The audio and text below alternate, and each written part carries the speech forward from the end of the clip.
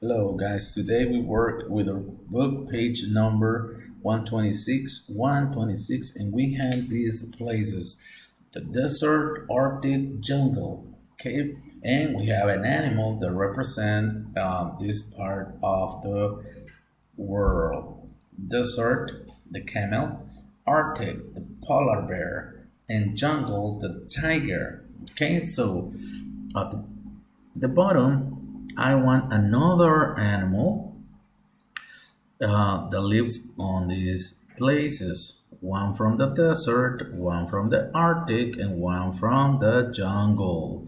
Okay, and we have to trace these names like this: desert. Okay, well, you do it better than me because my program is kind of like it's not working right.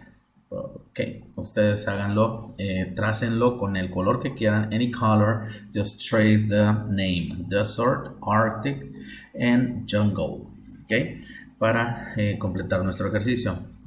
We work with our numbers too, counting 10 by 10 onto 100, ok, los practicamos like this: 10, 20, 30, 40, 50, 60, 70, 80, 90, 100.